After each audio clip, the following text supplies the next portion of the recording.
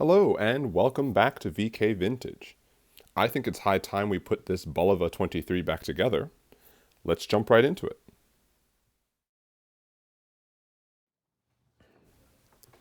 Alright, now that all the pieces have been cleaned properly, we are going to put the gear train back together, starting with the escape wheel, then the fourth wheel,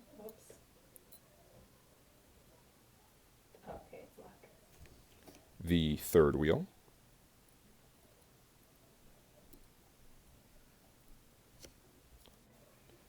and then the center wheel, also known as the second wheel. If you recall from the previous video, the third wheel was attached permanently, or seemingly it was, to the underside of the bridge. However, I realized, after much investigation, that the top part of that sandwich, the sweep second drive wheel, actually is able to be removed, which makes installation of this gear train and the bridge much easier. While maintaining very light pressure on the bridge, we're just going to try and make sure the pivots are actually aligned inside the jewels, and that's verified by the gear train spinning freely. Now it's time to screw the bridge down. And for all the screws in this video, we'll be tightening most of the way down, and then double checking that everything still moves smoothly and safely before fully tightening.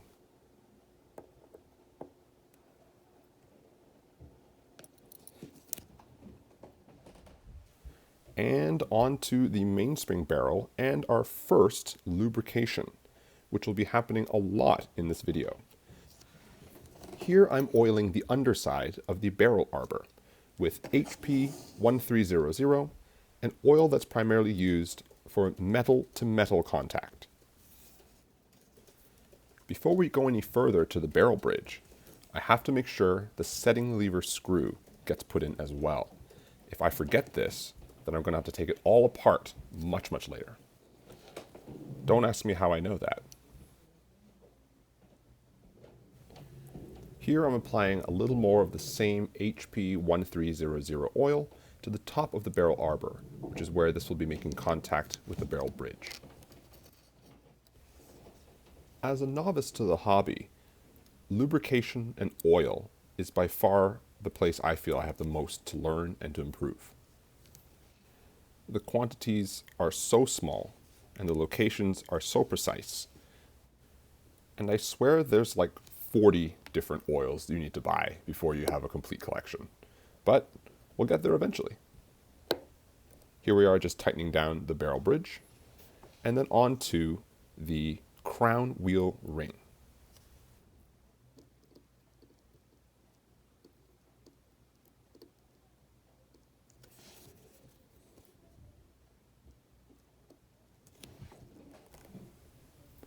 I wasn't kidding when I said we'd see a lot of this lubrication.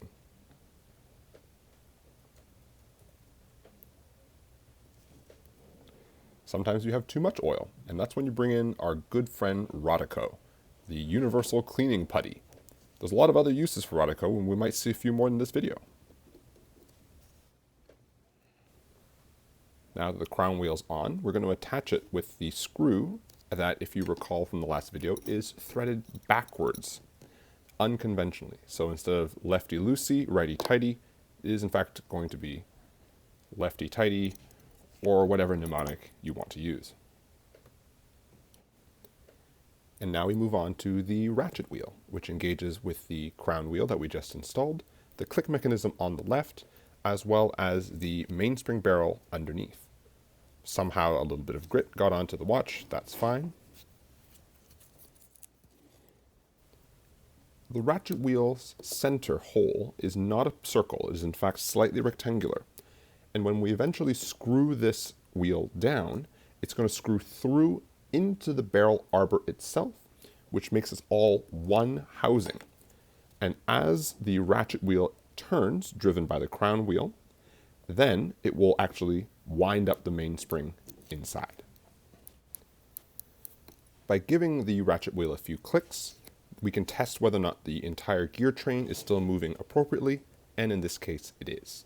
So it's time to lubricate the 4 jewels that hold those 4 wheels of the gear train in place. I'm using Mobius 9010 oil, which is a much thinner oil, because in this case it is not metal on metal contact, but rather metal on jewel, which is already a much lower friction contact, and the speeds that these wheels turn is generally faster as well. The concept is very similar to engine oil. High torque applications with low speed, thicker oil. Higher speed with lower torque, thinner oil. Now it's time to install the pallet fork. This is one of the places where my hobbyist affordability question comes into play. I did attempt to oil the 2 jewels on that pallet fork as best as I could. However, the appropriate oil to use is way too expensive and used in way too small quantities to justify it this time in my hobby. Maybe a little later. But in the meantime, we're going to install the pallet cock, which I have to be very gentle with because the pivots on that pallet fork are very, very small. And in order to make sure that everything's moving properly, we're going to give it just a light test before we tighten down any screws.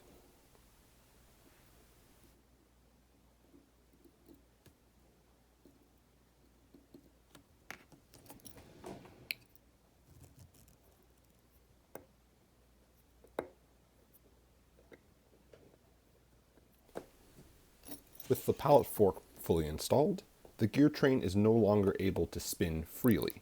It is locked in place. So, putting a little bit of wind on the mainspring will let us test the pallet fork's installation by nudging it back and forth, releasing the power 1 little tick at a time. And all is well. So it is now the moment of truth. It is time to install the balance wheel, the ticking heart of the watch itself. With the mainspring already wound slightly, if this installation is successful, the balance wheel will start spinning on its own, transmitting the power from the mainspring through the rest of the watch gear train. Fingers crossed.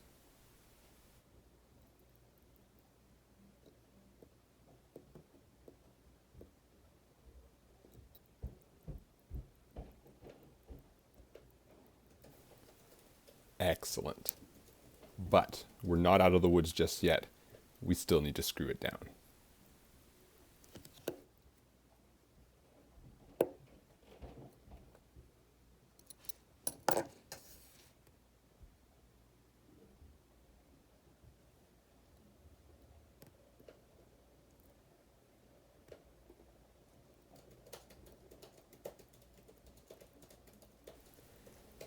There we go. For those seasoned watchmakers in the audience, I do end up oiling the shock jewel on top and under this balance wheel off camera, but I'm not quite confident enough to do that on camera just yet. On to the sweep second drive wheel. This is originally the part that I thought was fixed to the bridge along with the third wheel on the underside. I've learned my lesson, and it does make installation and disassembly much easier if we take that apart first. Having lubricated this sweep second pinion off camera, it's going to go straight through the center wheel and out the other side. The sweep second's pinion is held in place by this brake spring, and this whole design is known as the indirect sweep seconds design. It's a holdover from when the seconds hand was originally underneath the hour and minute hand separately in the 6 o'clock position. The seconds pinion is not actually directly engaged with any of the 4 gears underneath the bridge in the gear train. This does mean that there is some vulnerability as the watch moves around for what is known as sweep second stutter. The second hand might jump around a little bit because it's only held in place by that very thin spring. Thankfully, that doesn't actually impact the timekeeping, and newer watches switched to a new design. But enough rambling, we're on to the dial side of the movement and the keyless works. Just a little drop of lubrication here for the setting lever, and we thoughtfully pre-installed the setting lever screw, which is on the other side of the watch, underneath that barrel bridge. it does mean that actually screwing in the setting lever is a little annoying, and in this case took place off camera. Now for a generous amount of lubrication here on the center wheel, where the cannon pinion will be installed.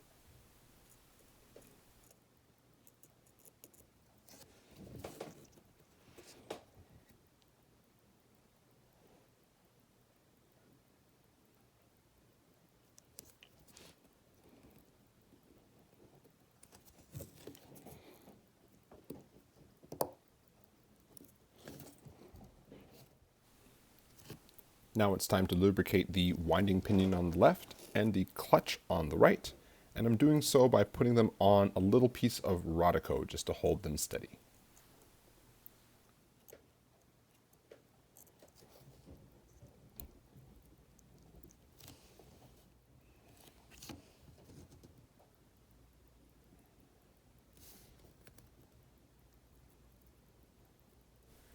Now that those are in place, it's time to put the stem back in.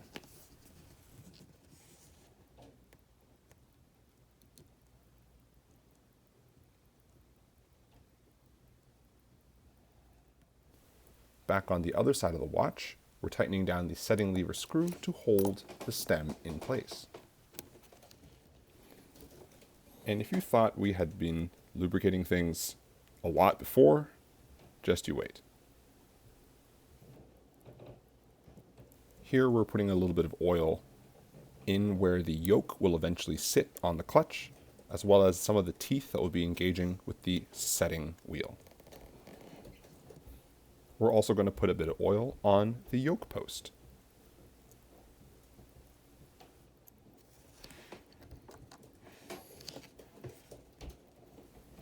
With the yoke post properly oiled, the yoke itself can be installed.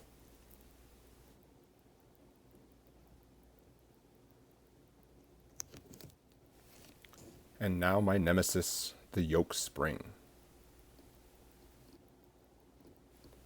This spring is what gives the watch that nice snap when you move the crown between setting the time and the winding position, which is why the spring itself has to be so strong.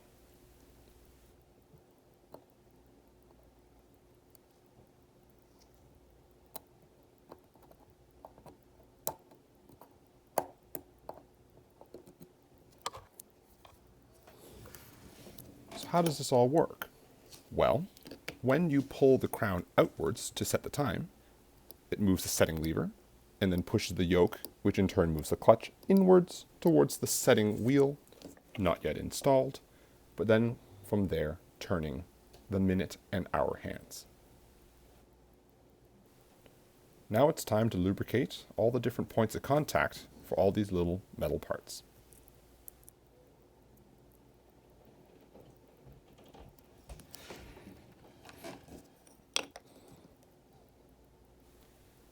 The minute wheel is about to be put down, so that needs to be lubricated, as well as the setting wheel post.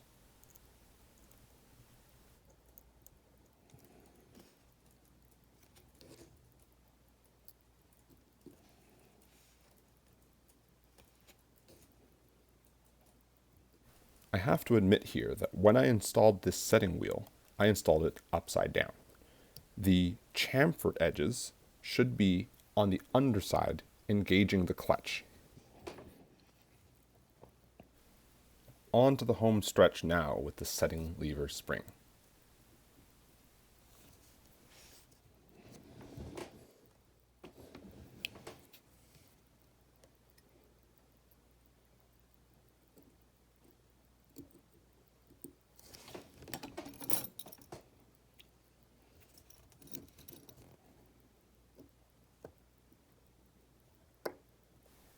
In the reverse of the disassembly, we're going to only tighten that screw down partially, allowing us to apply tension to this spring without damaging any components.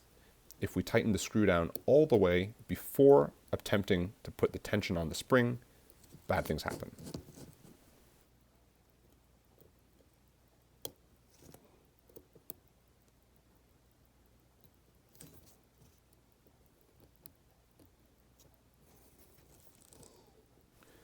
I did fiddled with this for quite some time, and rather embarrassingly, when I finally did get it to work, it happened off camera. So apologies. Regardless, here are the complete keyless works, transitioning between setting the time and winding.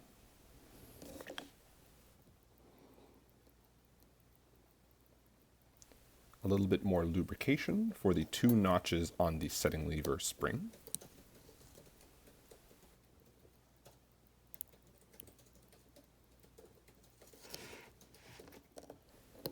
And here's everything in action.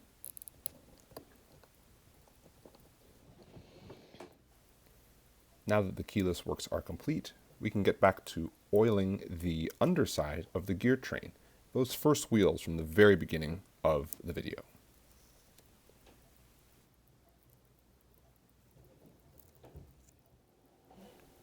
We're also going to carefully lubricate this jewel, which is part of the automatic winding mechanism. In the last video, I erroneously said the automatic winding mechanism engages with the crown wheel. Rather, it is the ratchet wheel, as you can see by the placement of the jewel there.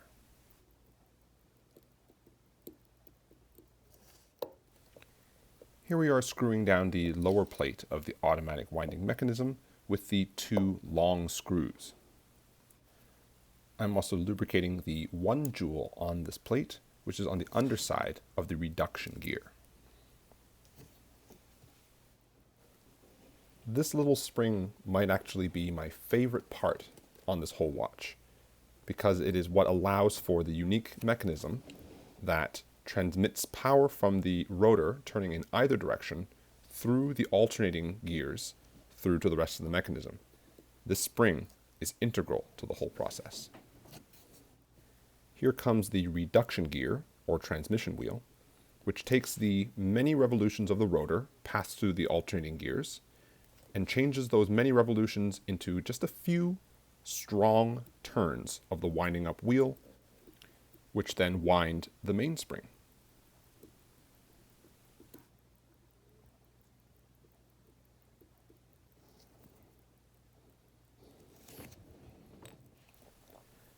Okay, I lied. The spring isn't my favorite part. These alternating wheels are my favorite part. And here I have them once again staged on a piece of Rotico so that I can lubricate them on their engagement surface. Once we've done the same on the other side, it's time to stack the set together.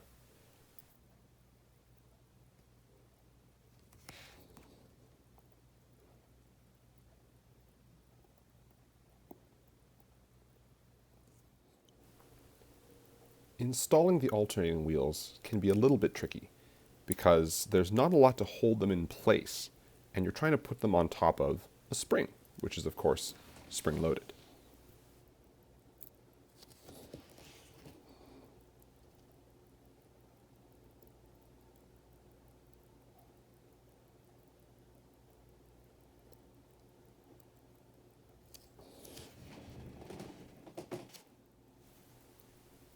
Now that everything's in place, all that's left to do is install the top plate.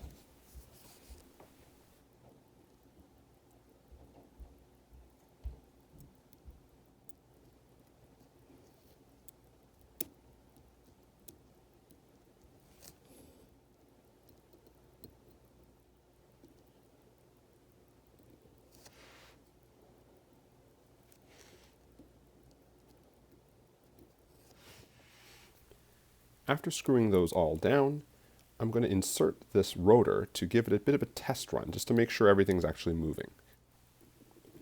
Since we're winding the mainspring, there's enough tension that without the rotor, none of the other wheels will turn.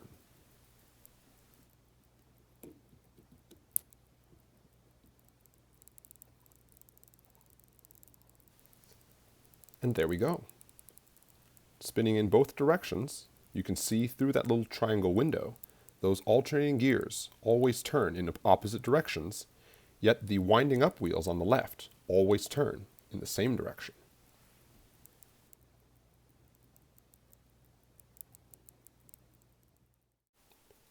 Here's a diagram that explains in detail how this auto-winding mechanism works. And of course, those winding mechanisms work better with a little bit of lubrication.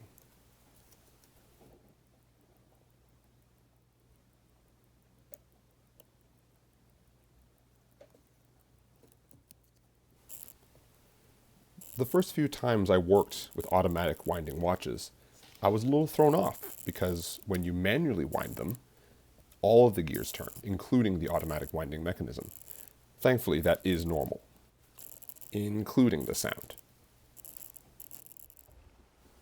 On to the hour wheel, as well as the dial washer. After all that, I forgot to put the dial onto the movement on camera, but here we are installing the hour hand. And once that's in place, we're going to use our hand press to affix the hand onto the hour wheel.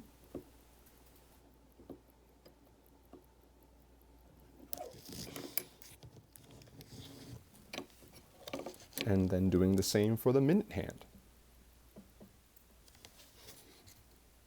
Finally, it's time to install the second hand.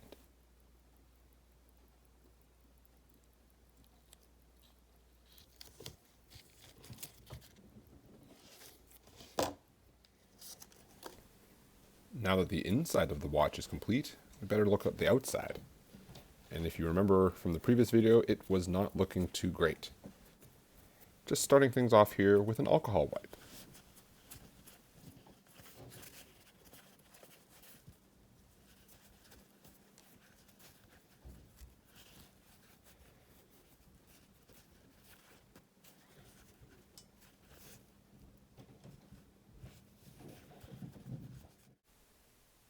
After going at it for a few minutes, the result is unflattering.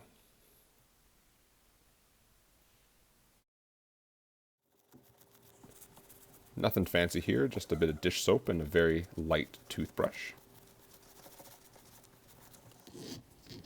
And already the results are very promising.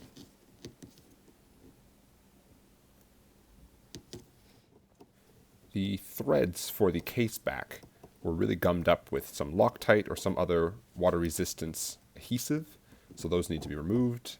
And I got a real empathy for dentists doing this. On to the watch crystal, which we'll be using a little bit of Polywatch acrylic crystal polish on. This is only useful on older watch acrylic crystals. It won't work on mineral glass or sapphire. You'll notice, if you look carefully, that this is a domed crystal. It's not flat. So, how are we going to install it back into the metal case? Well, behold the crystal lift. This thing looks like it belongs in Star Wars. Pretty sure it's just a lightsaber handle. But what it really does is that as we tighten that knob on the other side, these claws will grip along the outside of this acrylic crystal and squeeze it tight. And because it's made of acrylic and not glass, it will flex just enough to then fit back inside the metal case. And then when we undo the tension from the claws, it will expand and friction fit. Snug as a bug and won't go anywhere.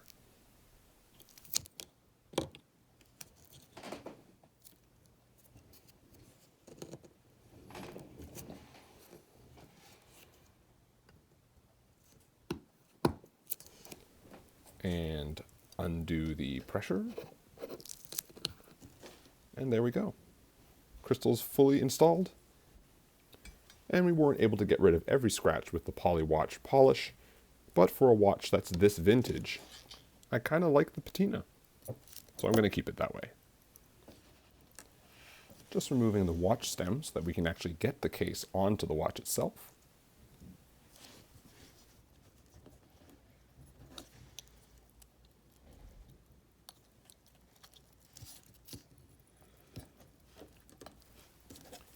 Being very gentle here, as the dial is currently sitting right up against the crystal itself. Not actually sure whether I should have installed this stabilizing ring before putting the whole movement into the case, but we live with our choices.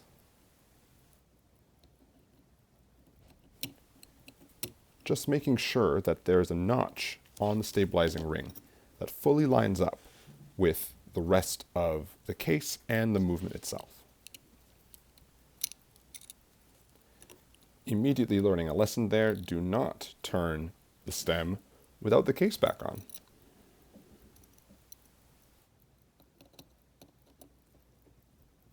And now with the stem in place, it's time to screw the setting lever screw all the way back in.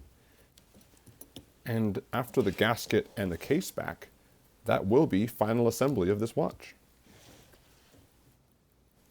I am reusing the old gasket, which is bad form, but I have yet to be able to source a new gasket for this watch. Once I find one, I will be replacing it. For the time being, it is important to have that 0.5 millimeter of space between the case back and the auto winding rotor. And there it is, hooked up to the time grapher. Barely loses a second a day. Now that it's been fully oiled, reassembled, and regulated, it's time to put the case back on.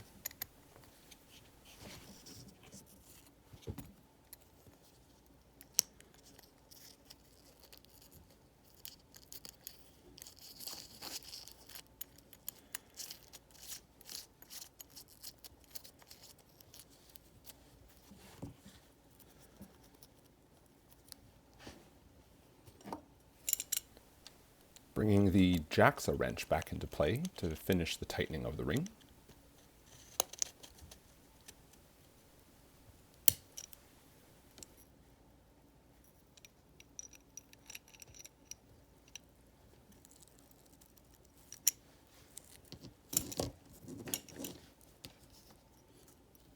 Time to give it a quick test. First of all, it still manually winds. And now the time setting, while also checking whether or not the hands interfere with each other or the minute hand obstructs itself on the hour markings.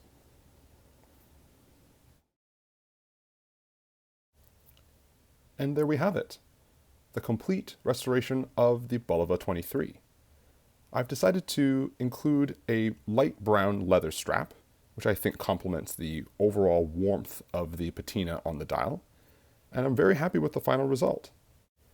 Let me know what you think in the comments down below, and I hope you'll join me next time when we take a look at yet another classic vintage watch. Cheers, and be well.